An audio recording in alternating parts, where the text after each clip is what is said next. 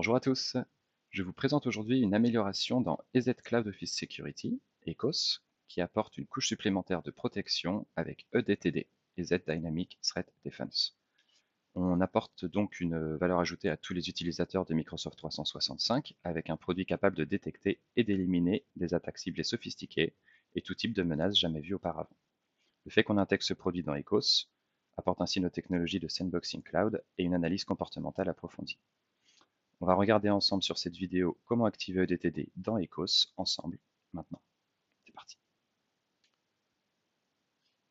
Alors, dans un premier temps, je dois être donc connecté sur mon interface EZ Cloud Office Security.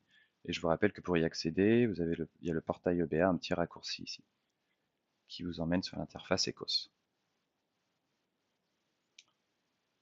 Donc sur le tableau de bord, si vous ne l'avez jamais activé EDTD, il est fort possible que vous ayez un petit pop-up qui propose de créer une politique pour l'activation ici. Si vous ne l'avez pas, on prend un autre chemin, politique par défaut. Donc nouvelle politique, je saisis le nom de la politique activation EDTD, je sélectionne client, c'est une politique client. Dans les paramètres, on va configurer cette activation. Vous voyez une nouvelle ligne en bas, Dynamic Threat Defense. On va la dérouler et on clique. Voilà, tout passe au bleu, ça se fait en un clic. Vous avez le seuil de détection. Tout simplement, ça va être les résultats supérieurs ou égaux à ce seuil qui vont être détectés comme des menaces. Vous avez trois niveaux, donc suspect, très suspect et malveillant. Ensuite, vous avez les soumissions de fichiers, donc les exécutables, .exe, DLL, les 6, les archives. Donc là, vous allez retrouver tout zip, rar, les scripts. Dans autres, on va retrouver tous les MSI, jar, reg, tout ce type de fichiers.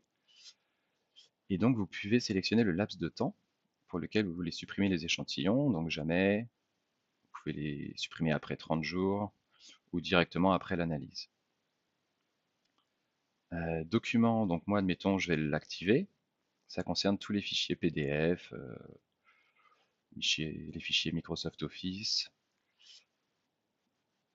Et donc, vous sélectionnez le laps de temps, comme on l'a fait pour les autres types de fichiers juste avant.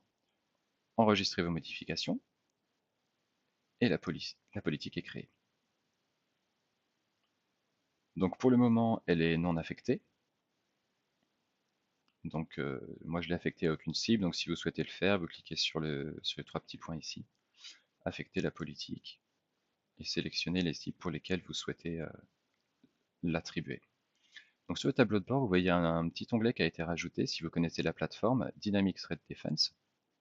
Et sur cet onglet, vous retrouvez en fait l'ensemble des analyses, les fichiers qui vont être soumis à la sandbox, combien de fichiers envoyés, quelles sont les détections, la durée moyenne de l'analyse, ce type d'informations. Il y a une multitude de graphes en fait.